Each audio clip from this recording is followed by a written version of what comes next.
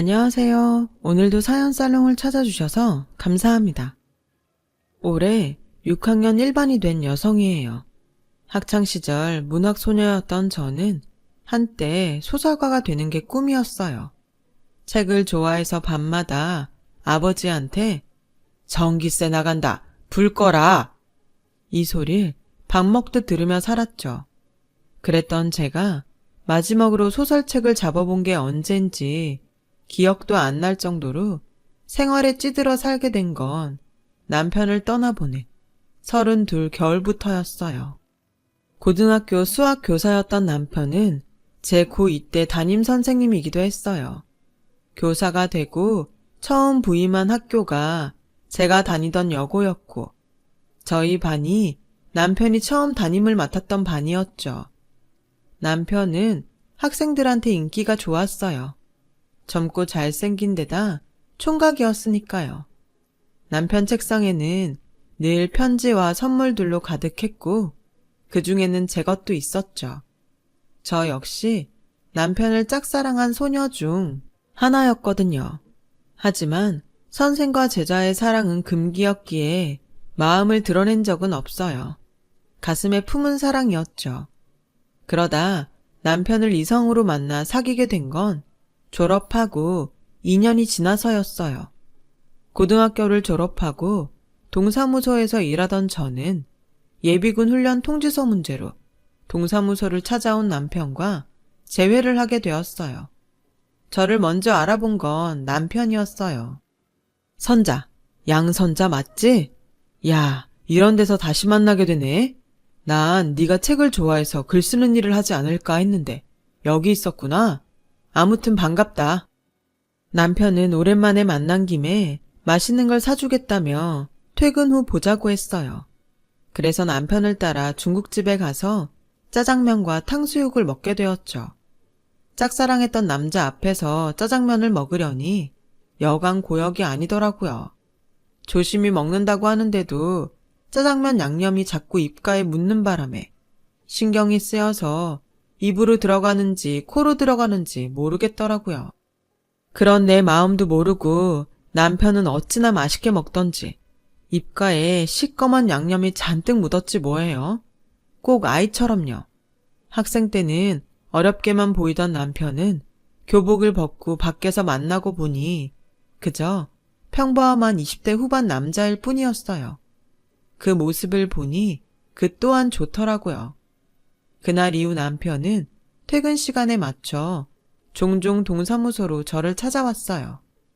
그럴 때마다 남편 손에는 자신이 대학 시절 읽었던 교양서적들과 현대문학 작품집 등이 들려 있었죠. 책을 좋아하는 저를 위해 어렵게 구해온 것들이었어요. 때때로 다이제스티브라는 잡지에 실린 글들을 복사해 오기도 했어요. 내 옆자리 국어 선생님이 보는 잡지인데 좋은 글귀들이 많더라고. 그래서 복사해왔어. 시간 날 때 읽어보면 도움이 될 거야. 소설가가 되는 게 꿈이랬지? 글을 쓰려면 많은 경험도 필요하지만 좋은 글도 많이 읽어둬야 하거든. 지금은 비록 동사무소에서 일하고 있지만 혹시 아니? 신춘문예에 당선돼서 소설가로 변신할지? 그러니 현실에 안주하지 말고 꿈을 이루기 위해 작은 것부터 노력해봐. 내가 옆에서 도와줄 테니까. 남편의 그 말은 제 가슴에 큰 울림이 되었어요. 여자는 그저 남편 그늘에서 살림 잘하고 자식들 잘 키우면 그만이라던 제 아버지와는 전혀 달랐으니까요. 이런 남자라면 단칸방에서 평생을 살아도 행복하겠다는 생각이 들더군요. 하지만 시간이 지나도 관계는 진전이 없었어요. 그러다 연인도 사제지간도 아닌 어중간한 상태로 1년 정도 지나던 어느 날이었죠. 선을 보신다고요? 고향에서 부모님이 하도 닥달을 하셔서 그렇게 됐어. 남편의 말에 하늘이 무너지는 것 같았어요. 하지만 그렇다고 화를 낼 수도 없었죠. 당시만 해도 우리는 아무 사이도 아니었으니까요. 그래서 좋은 분 만나시길 바란다고 말하곤 급하게 자리에서 일어났죠. 그랬더니 진심이니? 이대로 내가 다른 여자 만나서 결혼해도 후회 안 하겠어? 정말 그래도 돼? 남편의 말에 그만 울컥했어요. 솔직히 내 마음을 전하고 사귀자고 해볼까? 아니야. 그랬다가 거절당하면 앞으로는 얼굴도 못 보게 될 거야. 그 짧은 시간에 수없이 갈등을 했고 그러다 결국 결정을 내렸죠. 후회하고 살기보단 시련이 낫다고요.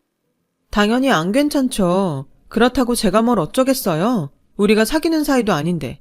나한테 질투할 권리가 있냐고요. 비겁해요. 모든 걸 나한테 떠넘기고. 어렵게 시작한 저의 고백은 급기야 남편에 대한 서운함으로 번졌어요. 그런 제 모습에 남편은 안도하더군요. 남편 입장에선 제자였던 제게 고백을 하는 게 쉽지 않았던 모양이에요. 그러던 와중에 부모님의 결혼 독촉이 거세지니 본인도 초조했던 거였죠. 그래서 일부러 제게 맞선을 본다는 얘기를 꺼낸 거였어요. 과정이야 어쨌든 그 일로 남편과 저는 본격적으로 사귀게 되었어요. 그리고 2년 정도 연애를 하다가 결혼을 하게 되었고요. 여고 동창들은 제가 자신들의 첫사랑과 결혼한다니 다들 놀라는 눈치였어요. 그건 동료 교사들도 마찬가지였죠. 제자가 하루아침에 동료 교사의 아내가 되었으니 왜 안 그렇겠어요? 그런 주변의 시선들이 부담스러워 우리는 서울로 이사를 결심했어요. 난생 처음 와보는 서울은 제게 있어 말 그대로 별천지나 다름없더군요. 제 고향에선 본 적도 없는 백화점이 도시 곳곳에 있었어요. 그뿐인가요? 애국가에 나오는 남산과 서울 어느 방향에서도 볼 수 있는 남산타워를 실제로 보니 신기하더라고요.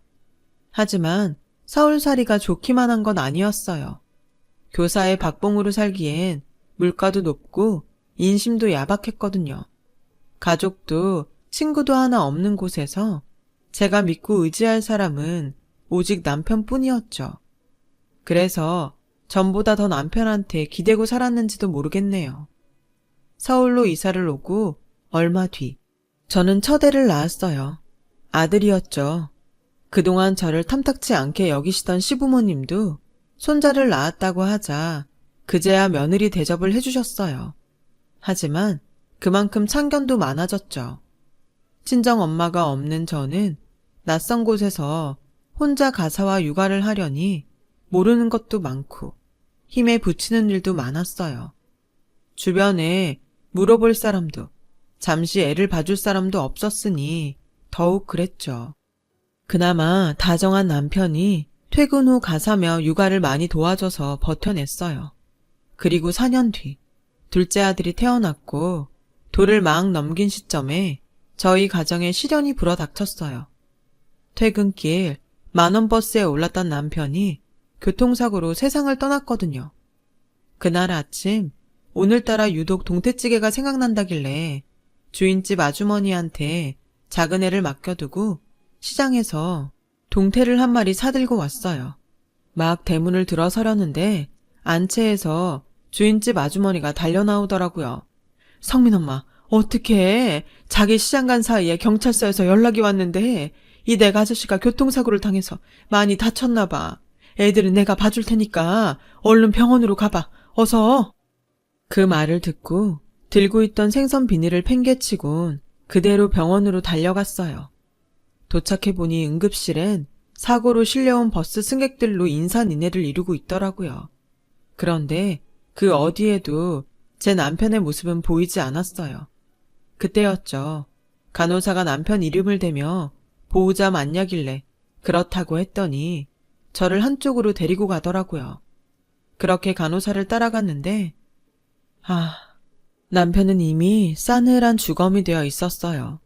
빳빳하게 다려입고 나간 하얀 와이셔츠는 피로 물들어 있었고 결혼 예물로 사준 시계는 유리가 박살나 산산조각이 나 있더라고요.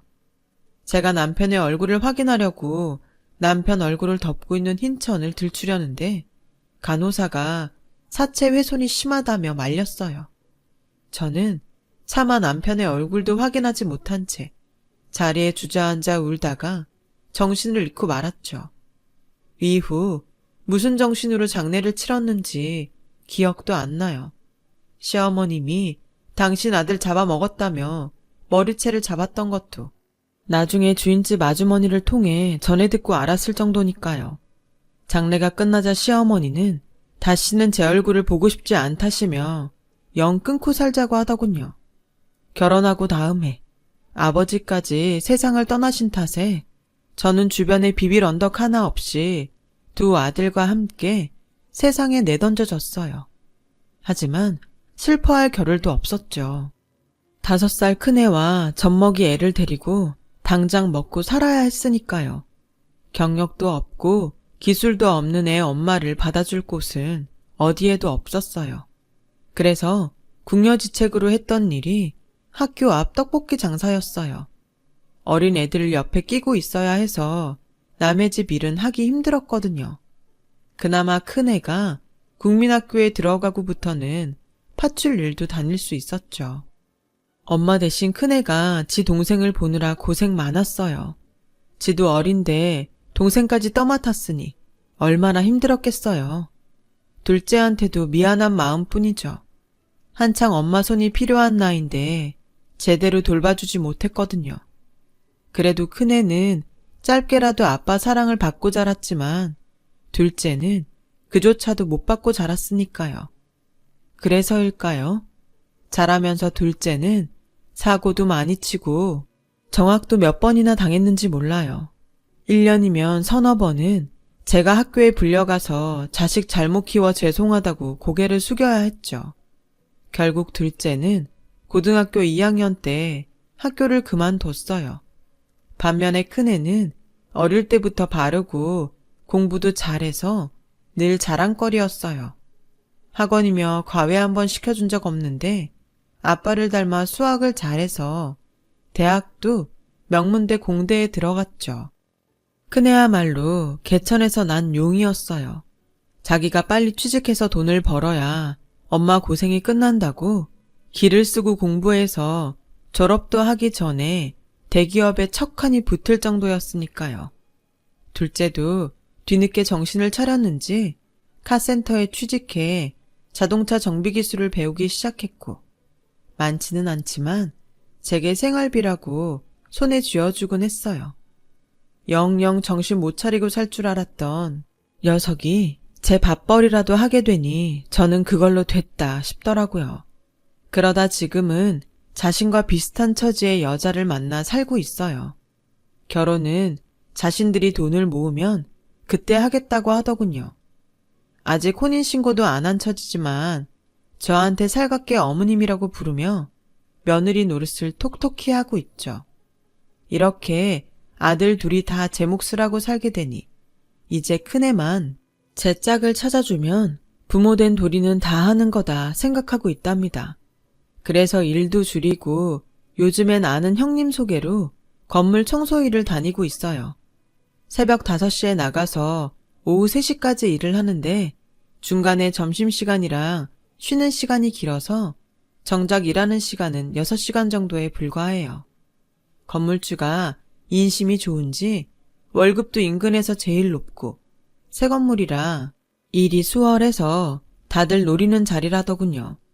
1층은 상가로 사용하고 2층부터 10층까지는 사무실과 오피스텔로 사용해서 청소도 쉬운 편이에요.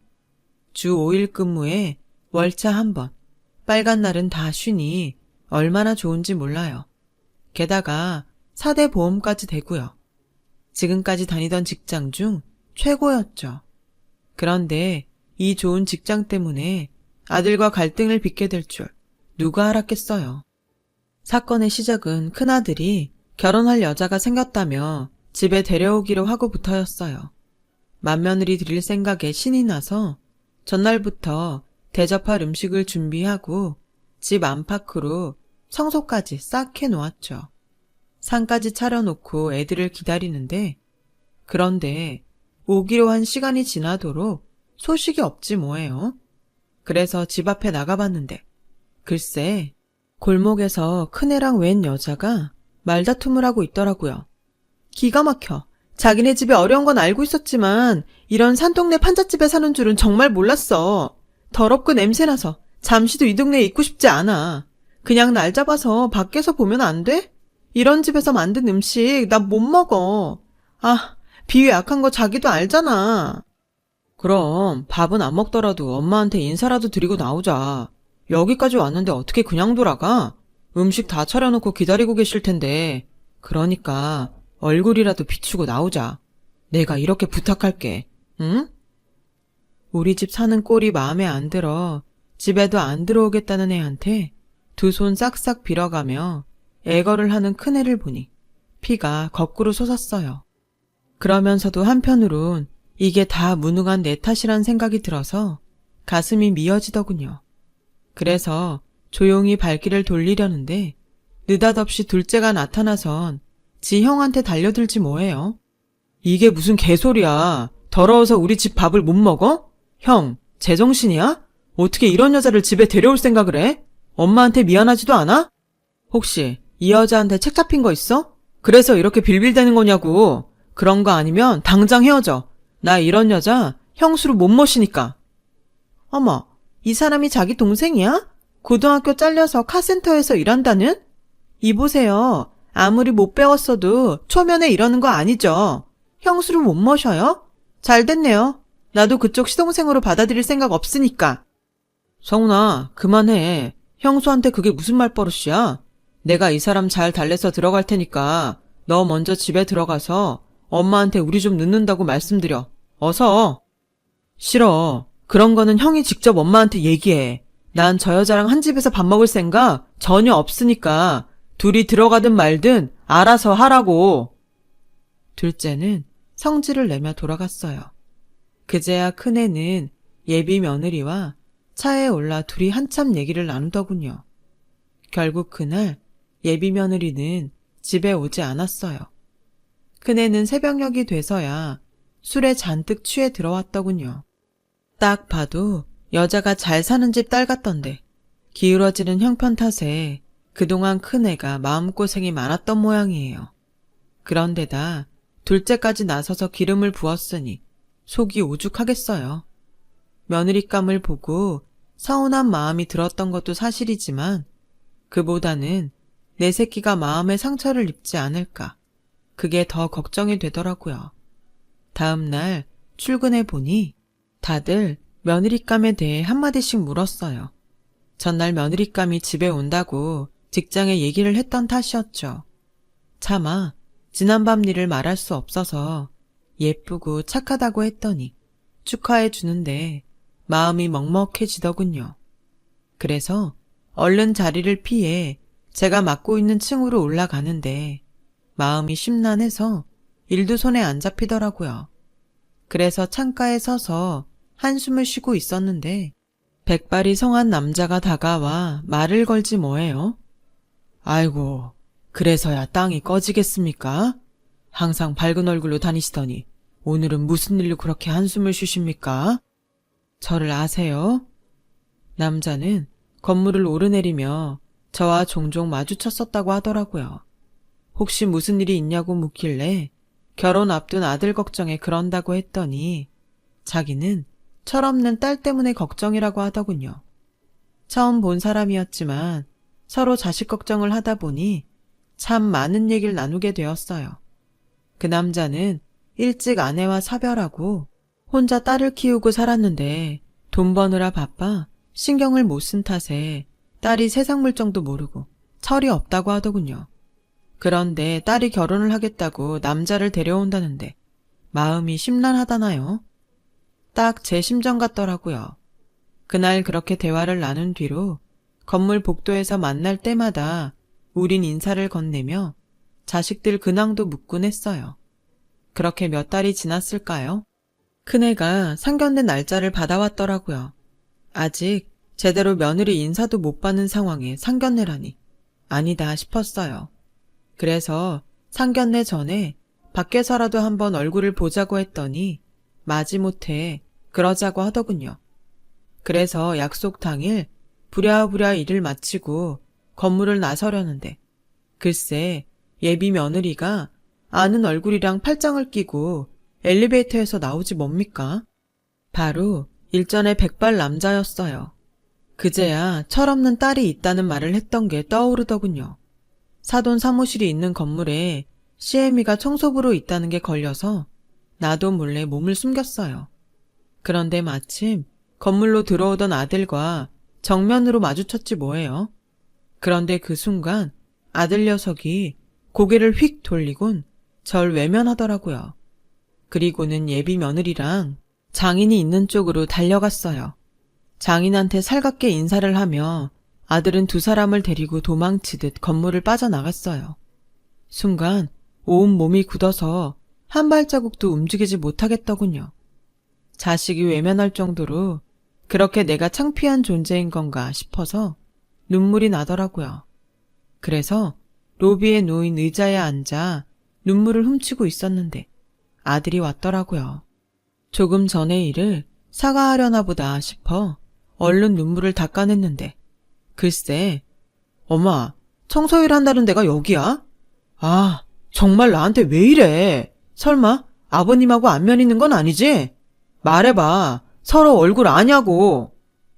큰애는 엄마한테 상처 준 것보다 처가에 창피하다는 게 먼저였어요. 그래, 아는 사이다. 자식들 얘기도 나눌 만큼 아주 잘 아는 사이야. 됐냐?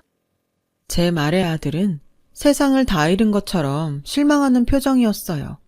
그리고 오늘 식사 약속은 취소하자며 터덜터덜 돌아가더군요. 그리고 다음 날 아들이 점심시간에 제가 일하는 건물로 찾아왔어요. 사람들 눈을 피해 비상구 계단으로 저를 끌고 간 아들은 단단히 결심한 표정으로 그러더군요.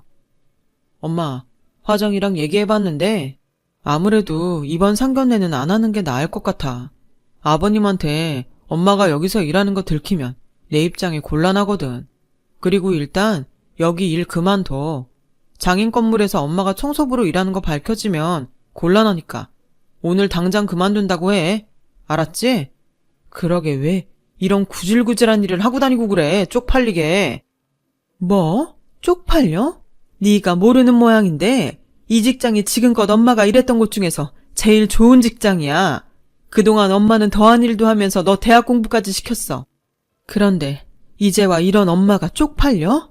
남의 집 식모살이에 길거리에서 떡볶이 팔아 번 돈 받았을 땐 안 쪽팔리고 엄마도 외면하고 건물주 사위 되려니까 이제 와서 이 엄마가 하는 일이 그렇게 창피해?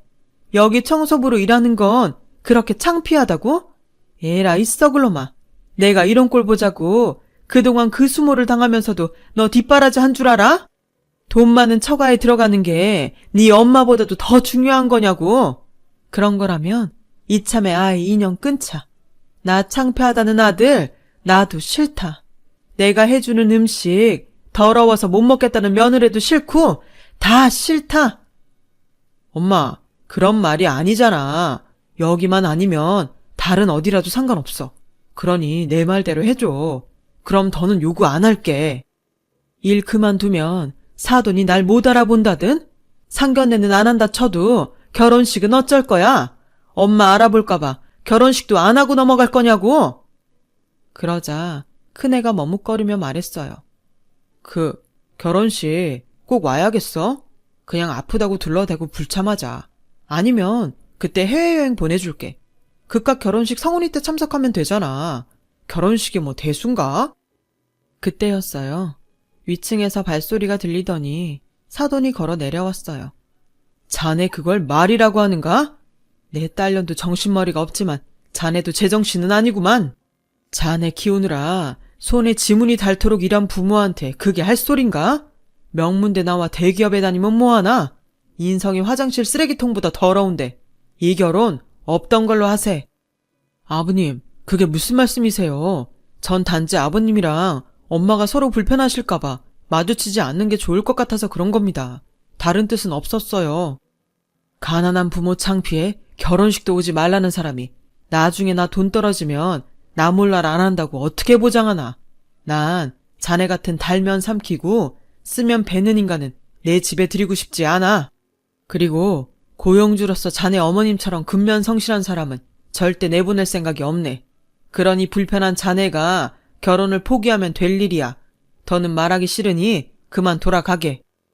그 말을 남기곤 건물 안으로 들어갔어요. 그러자 아들이 저를 잡고 장인 좀 설득해달라고 사정하더군요. 이 결혼 못하면 자긴 끝이라고요. 재력 있는 장인 덕에 회사에서 겨우 어깨에 힘주게 됐는데 이마저도 놓치면 자긴 인생 패배자로 살아야 된다고 말이죠. 그 모습을 보니 가만히 있을 수가 없었어요.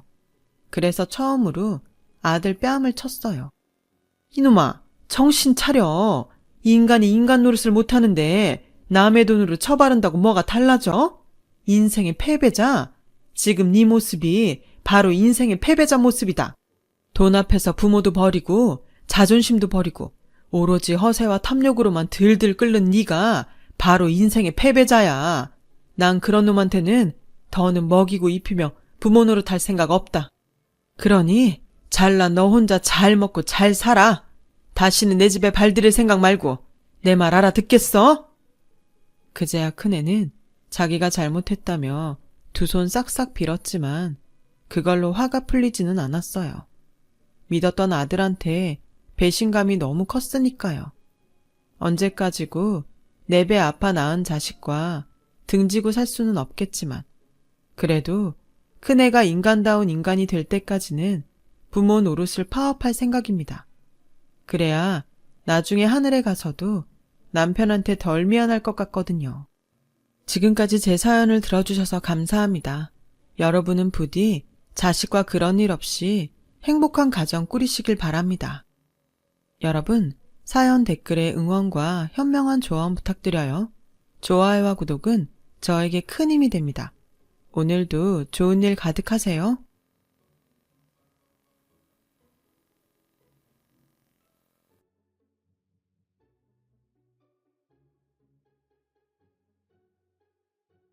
안녕하세요. 오늘도 사연살롱을 찾아주셔서 감사합니다.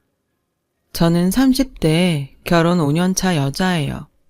세상이 아무리 좋아졌다고 해도 며느리에게 시어머니는 긴장되고 조심스러운 상대라는 거는 여전하잖아요. 저는 그런 시어머니가 두 분이셨어요. 한 분은 법적으로 시아버님의 부인인 시어머니시고 또 한 분은 시아버님이 한때 한눈을 팔아 지금의 남편을 낳아줬다던 시어머니죠. 결혼 전에는 몰랐어요. 그렇다고 남편에게 뭐라고 할 수도 없는 게 저희 남편도 저와 결혼하고 이 사실을 알게 됐어요. 그때가 저희가 결혼한 지 얼마 안 됐을 때였는데 시아버님이 심근경색으로 갑자기 세상을 떠나셔서 경황 없이 장례를 치르게 되었을 때였어요. 이틀째가 된 빈소에 갑자기 어떤 중년의 여자가 상복을 입고 나타났고 그 여자를 보는 순간 시어머니는 손을 부들부들 떨며 당신이 왜 여기에 상복을 입고 나타나? 라고 미친 듯이 소리를 치셨어요. 저와 남편 그리고 빈소를 찾은 조문객까지 모두 깜짝 놀랬고 그 뒤 시어머니는 고래고래 소리를 지르시다 그만 정신을 잃고 쓰러지셨어요. 저희 부부는 가까운 병원에 시어머니를 잠시 모시고 다시 빈소로 갔는데 황당하게도 시어머니를 쓰러지게 한 그 중년의 여자가 뻔뻔하게 남의 집 조문객을 자기 손님처럼 맞이하고 있었어요. 얘, 저 여자 누구니? 누군데 자기가 상복을 입고 조문객을 받아? 저를 도와 빈소에 계셨던 저희 친정엄마는 크게 당황해 저를 붙잡고 말씀하셨고 그 말을 들었는지 그 여자는 잠깐 이야기를 하자며 저희 부부와 저희 친정 식구들까지 모두를 불러 앉혔어요. 많이 놀라셨을 텐데 지금부터 제가 하는 말을 똑똑히 들어주셨으면 좋겠습니다. 저는 여기 사돈의 사위를 낳은 생모이자 저 남자의 두 번째 부인이에요. 아, 너한테는 시어머니가 되겠구나. 그러니 지금부터는 조강지처라고 뻐기는 그 여자 말고 생물학적으로 어민, 나한테 효도를 해주었으면 좋겠구나. 말도 안 돼. 저와 남편은 동시에 말했어요. 저희 부모님도 그 여자의 말에 놀라서 입도 다물지 못하셨고 다른 친인척들과 조문객들은 자기들끼리 수군거리기 시작했어요. 그때였어요. 효도? 돈 봉투에 눈이 멀어? 지 자식도 버리고 간 상간녀 주제에 뚫린 입이라고 함부로 떠들어? 왜? 이 남자 죽었으니 이제 나타나도 될 것 같았어? 넌 법적으로 뭣도 아니야. 둘째 부인? 어디 첩도 안 되는 게 스스로 둘째 부인이래. 여기서 당장 나가. 그 상복 찢어버리기 전에. 고상하고 조용조용한 시어머니 입에서 무서운 살기가 느껴졌어요. 그 후 평범했던 시댁의 풍경은 어색하고 무거운 공기로 달라졌고 저와 남편은 혼란에 빠져버렸죠. 시어머니는 저에게 큰 비밀을 들켜서 저와 부쩍 어색해지셨고 저 또한 내색하지 않으려고 노력했지만 아무래도 예전처럼은 돌아갈 수 없었어요. 그렇게 한 달 정도의 시간이 흘렀어요.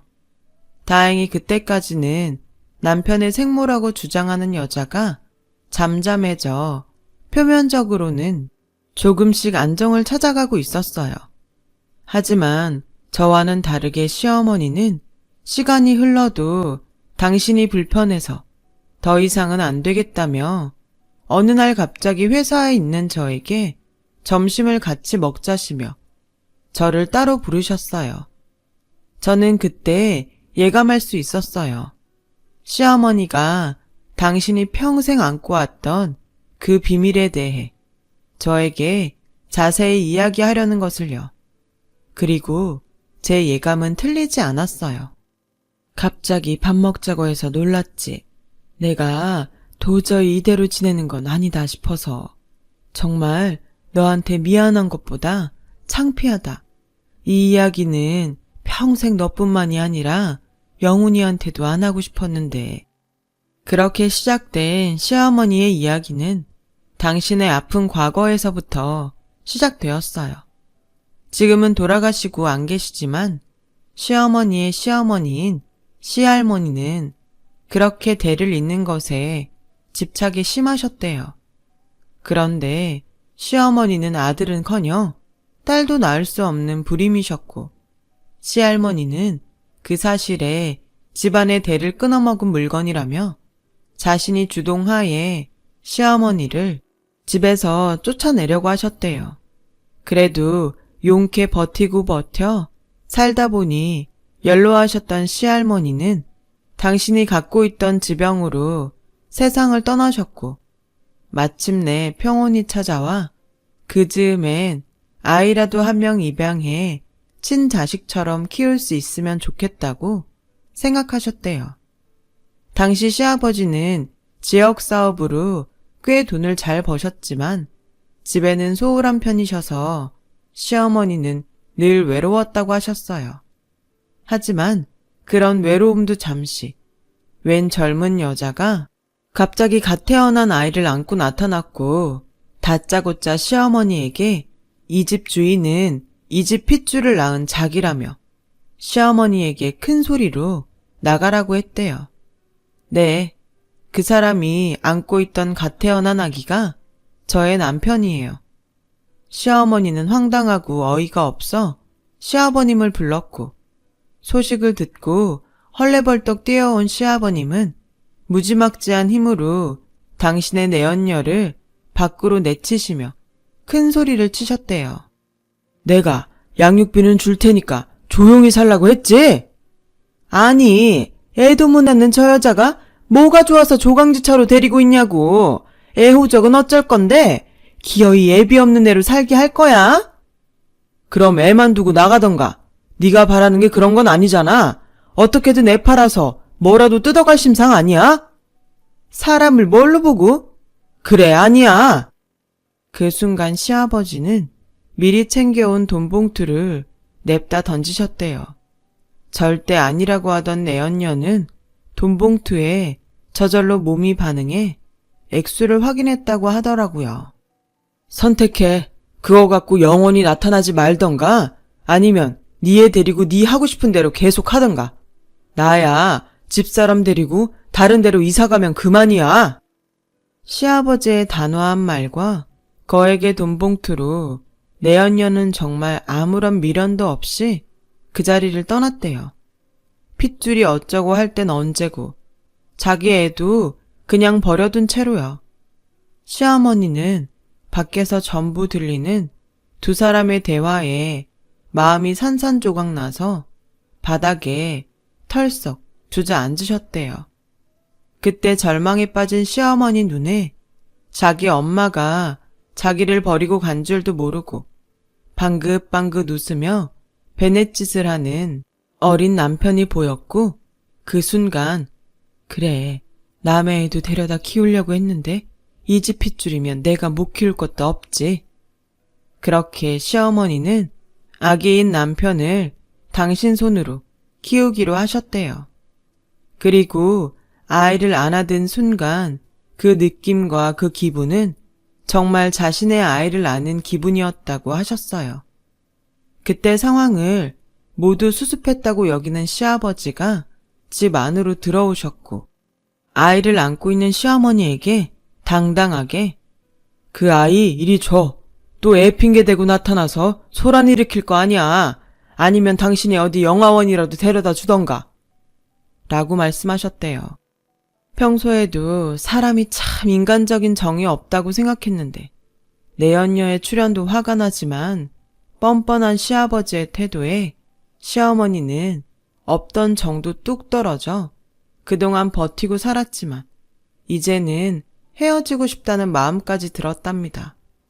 하지만 자신의 위험을 감지했는지 애기인 남편이 그 자그마한 손으로 시어머니의 옷자락을 꼭 잡았고 시어머니는 그때가 자신과 남편이 진짜 모자지간으로 맺어진 순간이라고 하셨어요. 시어머니는 아이를 안고 결혼하고 처음으로 뻔뻔하기 그지없는 당신의 남편에게 이렇게 말씀하셨대요. 이 아이가 무슨 죄예요? 잘못은 당신이랑 그 여자가 해놓고 어쩜 뻔뻔하게 나한테 사과 한마디가 없어요? 사과? 지나가는 사람들한테 물어봐. 내가 어머니 계실 때 당신 내치지 않고 지금껏 데리고 살았는데 사과하라고? 어머니 계셨음 아까 그 여자 며느리 삼으신다 두 팔 벌려 환영하셨을 거야. 나는 지금도 내 자식 낳아준 여자보다 당신 편 들고 있는데 뭐? 사과를 하라고? 고맙네요. 너무 고마워서 지금 사지가 다 부들부들 떨리네요. 이 아이는 내가 키워요. 당신 자식이라서가 아니라 아이는 잘못이 없으니까. 괜히 키웠다가 애 뺏었다는 소리 들어. 그리고 걔도 커서 나중에 지 엄마 찾아간다고 하면 그것도 또 골치 아파. 당신이 싫으면 내가 데려다 줄게. 이리 줘. 내가 키운다고 했잖아요. 영화원에 데려다 줬다가 이 아이 운명이 어떻게 될 줄 알고. 당신은 하늘도 안 무서워요. 그러다 벌 받아요. 시어머니는 필사적으로 아기를 지키셨고 결혼하고 처음으로 자기의 뜻을 꺾지 않은 시어머니를 시아버지는 어쩔 수 없어서 결국 타 지역으로 이사를 가게 되었다더군요. 지역사업을 하시던 시아버지와 타 지역으로 거처를 옮긴 시어머니는 거의 주말부부처럼 지내셨고 그 후 시어머니와 남편은 누가 봐도 진짜 모자지간이 되어 살았다고 하셨어요. 나는 남편보다 우리 영훈이를 더 의지하고 살았어. 영훈이가 내 자식이 아니라는 생각은 정말 한 번도 해본 적이 없었는데 넌 어떻게 생각할지 모르겠지만 나는 정말 다시는 그 여자 볼 일 없을 거라고 생각했다. 나중에 영훈이가 초등학교 갈 때쯤엔 네 시아버지가 하던 일도 접었고 완전히 그 지역과는 연을 끊었으니까 우연이라도 더는 만날 일 없겠다 생각했지. 이렇게 자식 다 키워놓고 황당하게 장례식에 나타날 거라고는 꿈에도 생각 못했다. 너 많이 혼란스럽게 해서 내가 미안해. 그래도 내 약속하마. 달라지는 건 아무것도 없어. 영훈이 내 아들이고 넌 내 며느리야. 또다시 그 여자가 나타나도 내가 알아서 하마. 그러니까 너도 그렇고 영훈이도 그렇고 다시 예전처럼 웃으며 지내자꾸나. 결혼 전이면 모를까 시어머니의 사연을 모두 들은 저는 시어머니의 마음을 외면할 수 없었어요. 아니, 오히려 저는 시어머니를 예전보다 더 좋아하게 되었어요. 저라면 절대 하지 못할 일을 시어머니는 진심을 다해 하셨으니까요. 그때까지는 저희 이 마음이 저희 남편과 분명히 같을 거라고 믿어 의심치 않았어요. 하지만 그 생각은 저 혼자만의 착각이었죠. 남편은 그 일이 있고 얼마 후 저에게 이렇게 말했어요. 있잖아, 다음 주에 우리 어머니 모시고 외식할까? 외식? 뭐 상관없는데 다음 주에 어머니 동창 모임 가신다고 하지 않았어? 그게 나 낳아준 어머니가 밥 한번 먹자고 하시네. 세상에, 저는 남편의 말에 대답하는 것도 깜빡 잊을 만큼 놀라고 말았어요. 옛날 어른들 말에 핏줄은 당긴다고 하더니 이런 게 그런 걸까요? 저는 시어머니에게 모든 사연을 다 들어서인지 남편의 달라진 태도가 이해하기 어려웠어요. 우리가 왜? 그 사람이랑 밥을 왜 먹어?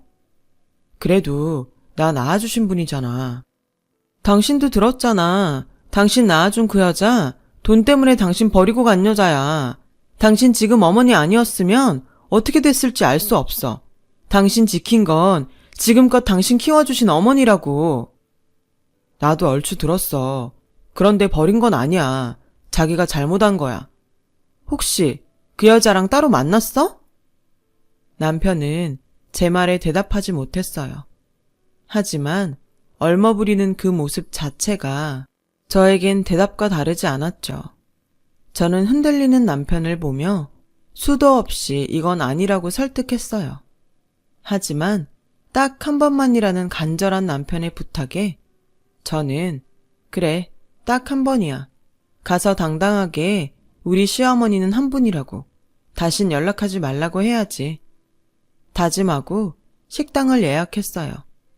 어머, 니들 왔니? 내가 너무 좋아서 빨리 왔다. 그동안 잘 지내셨어요?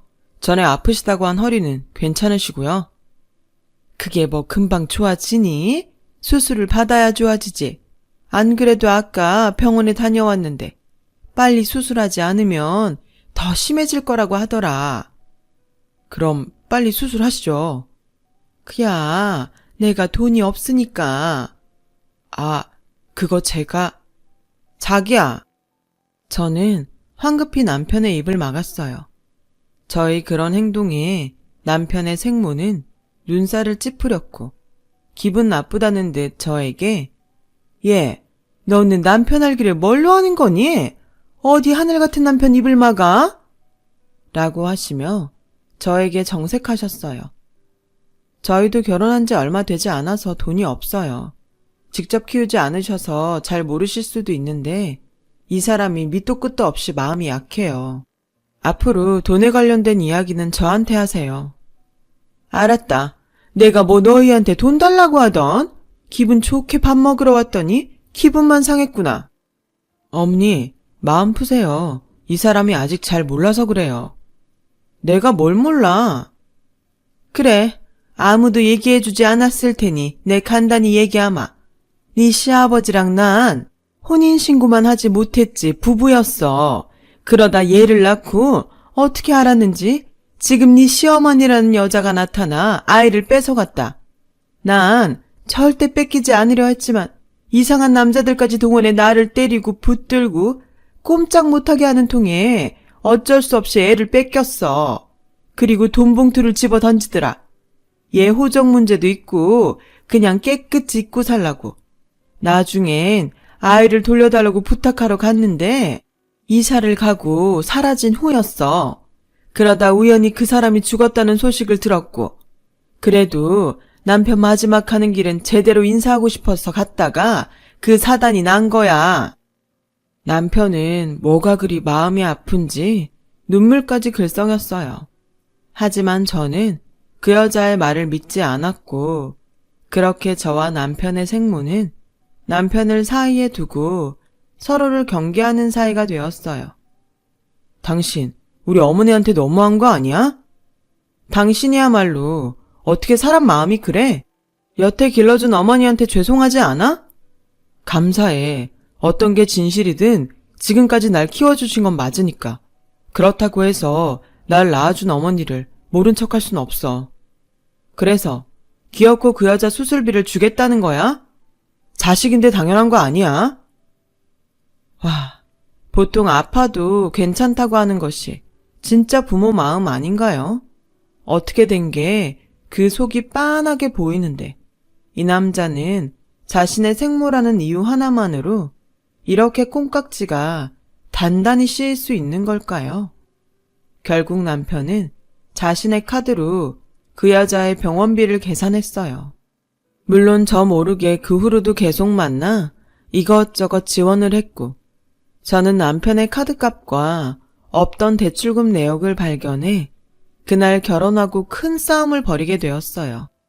이거 다 뭐야? 이거 다 그 여자한테 돈 내준 거야? 그게 나한테 여동생이 한 명 있어. 근데 걔가 이번에 결혼을 한다네. 혼수해 갈 돈이 없다고 해서. 저는 남편의 말에 뒤통수를 3개 맞은 것 같이 머리가 핑 돌았어요. 남편은 카드값이며 대출금까지 전부 자기가 알아서 한다고 저에겐 신경 쓰지 말라고 했지만 그게 어떻게 신경을 쓰지 않을 수 있겠어요. 그 후로도 저 몰래 남편은 자신의 생모를 만나는 듯 보였고 빚은 줄지 않고 마이너스 통장까지 만들어 점점 늘어났죠.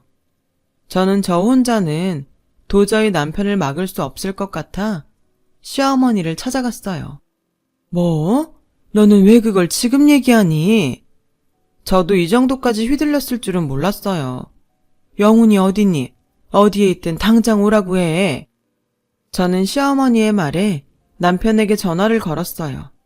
하지만 전화를 받지 않았고 시어머니는 무슨 일이 있어도 남편을 보고 이야기를 하겠다며 저희 집으로 오셨어요. 그런데 저희 집에 도착한 그때 저는 제 눈을 의심할 수밖에 없었어요. 남편의 생모와 그 여자의 딸로 보이는 여자가 저희 집에서 자기들 멋대로 제 물건에 손을 대고 있었어요. 지금 뭐 하는 거예요? 왜 남의 물건에 손을 대? 저는 분노에 차서 남편 생모와 함께 있는 여자를 밀어내버렸어요. 그리고 그 여자 손에 들린 제 물건을 다시 뺏어왔는데 그러자 이번엔 남편의 생모가 야 이년아 어디 감히 내 딸한테 손을 대? 하며 제 머리채를 잡았고 시어머니 역시 단단히 화가 나셔서 남편 생모의 머리채를 2손 가득 잡으셨어요. 이것이 여기가 어디라고 와서 내 며느리 머리채를 잡아? 어디긴 내 아들 집이지. 이 집도 애 아빠가 해준 집이라며? 그럼 나한테도 권리 있는 거 아니야? 권리? 그럼 난 상간녀 머리털 다 뽑을 권리도 있다 이거사. 내가 오늘 너 가만 안 둘 거야. 정말 내 여자가 뒤엉켜 저희 집은 아수라장이 따로 없었어요. 그러는 사이 남편은 양손 가득 소고기를 들고 집으로 왔고 아수라장이 된 집안을 보고는 놀라더니 곧이어 싸움을 말렸어요. 그만하세요 좀. 오빠 이 아줌마랑 이 여자 좀 어떻게 해봐. 이 여자가 네 오빠 와이프다. 이 호칭도 모르는 무식한 거사. 너 내 딸한테 욕했어? 이 싸가지 없는 년이?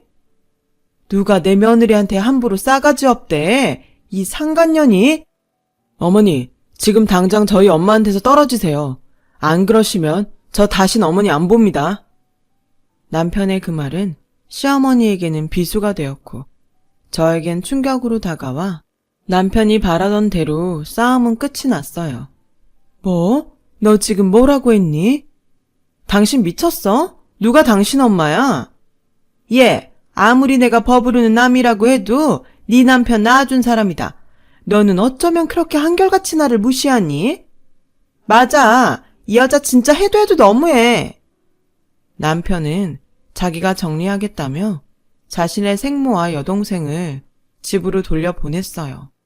그리고 아직도 충격에서 헤어나오지 못하는 시어머니에게 무릎을 꿇더니 이렇게 말하더군요. 그동안 키워주셔서 감사합니다. 저 정말 그 은혜 잊지 않을게요. 명절이고 생신이고 남들 하는 거 다 하겠습니다. 근데 저도 저 낳아준 엄마랑 갖지 못한 시간 보내고 싶어요. 어머니는 아버지랑 그렇게 정도 없으셨잖아요. 그냥 저희 엄마 인정해 주시면 안 될까요? 네가 어떻게 나한테 이러니? 내가 너 키우면서 내 자식 아니라고 소홀히 했어? 어떻게 지 생모 나타났다고 여태 널 키운 나한테 이러니? 죄송합니다. 머리로는 당연히 아니라는 걸 아는데 마음이 따라주지 않아요. 저는 가만히 듣다 정말 이건 아니다 싶었어요. 그래서 좋아. 당신 뜻이 그렇다면 난 당신 엄마 시어머니로 못 봐. 우리 이혼해. 라고 말했고 제 말에 남편은 아무런 대답도 하지 못했어요. 저희는 결국 법원으로 향했어요. 남편은 끝까지 저에게 이렇게까지 할 필요가 있냐며 그냥 자신의 엄마를 인정해달라고 애원했지만 저는 단호하게 거절했죠. 그리고 법원에 이혼 서류를 접수하고 남편과 따로따로 나오는데 글쎄 어떻게 알았는지 남편 생모가 법원 앞에서 전화통화를 하며 남편을 기다리고 있더군요.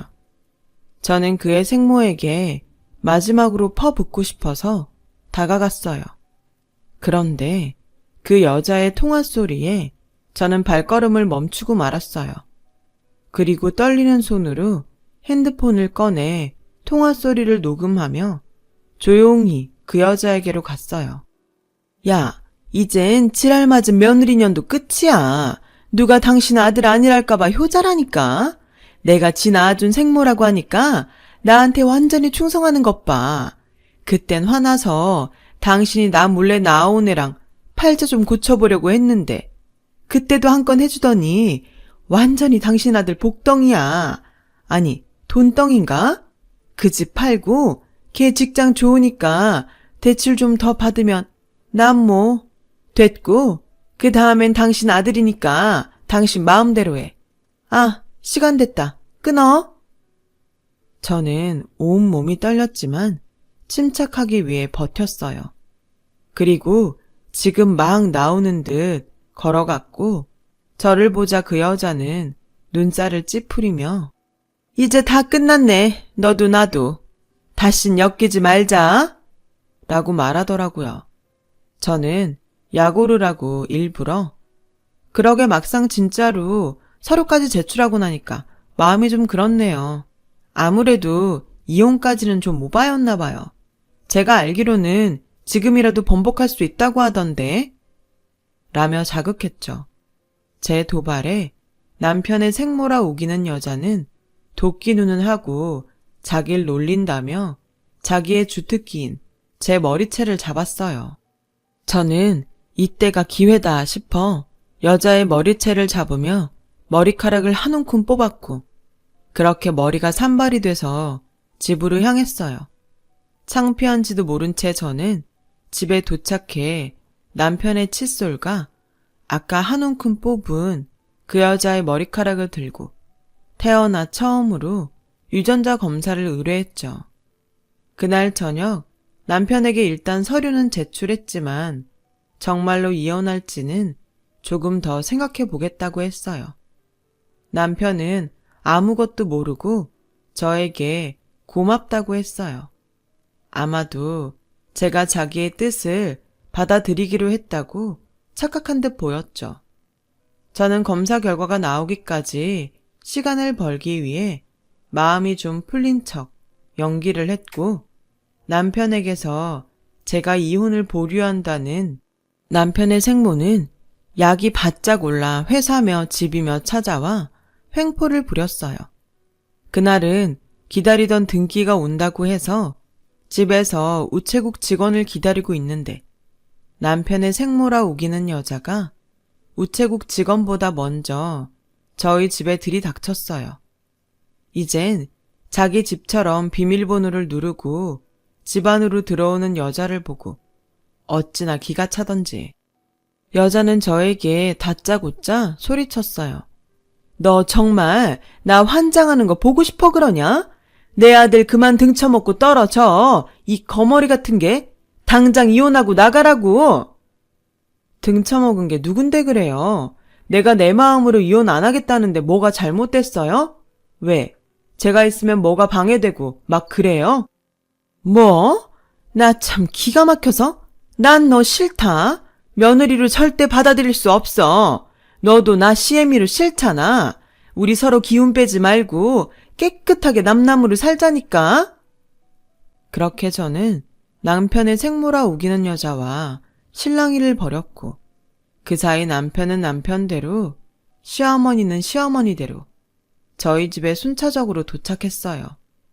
사실 오늘 등기가 온다고 아침에 문자가 왔길래 제가 미리 시어머니에게 집으로 오시라고 했거든요. 또 싸워? 당신도 그만하고 엄마도 그만해요. 그때였어요. 우체국 직원이 저희 집 초인종을 눌렀죠. 저는 얼른 등기 서류를 받아들고 화장실로 냅다 들어가 서류를 확인했어요. 예상대로 남편과 저 여자는 친자 관계가 아니었어요. 아마도 갓난아기를 안고 나타났던 그 옛날부터 남편은 시아버지의 핏줄이 아니었던 거예요. 저는 화장실 문을 열고 나갔어요. 그러자 이번엔 시어머니와 그 여자가 또 실랑이를 벌이고 있었습니다. 남편은 그런 두 어머니를 말리느라 진땀을 빼고 있었는데 스톱! 지금 제가 진짜 중요한 이야기를 할 테니 잘 들으세요. 당신도 똑똑히 들어. 저는 먼저 지난번 법원 앞에서 녹음한 음성을 틀었어요. 순간 남편의 생모는 화들짝 놀랐고 남편과 시어머니는 이게 뭔가 싶어 눈동자만 이리저리 굴리더라고요. 녹음 파일이 끝나자 방금 도착한 등기 서류를 꺼내 들었어요. 이 서류는 당신이랑 당신 생모라고 우기는 저 여자의 유전자 검사 결과야. 당신이 직접 봐. 남편은 제가 건넨 서류를 받아들이고 손을 떨기 시작했어요. 아마 충격이 컸겠죠.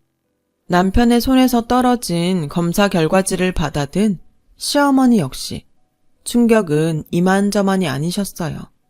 그러자 상황 파악이 끝난 여자는 냅다 도망치려고 하는데 저는 필사적으로 그 여자를 붙들었고 시어머니는 분노에 차서 그 여자의 뒤통수를 냅다 치셨어요.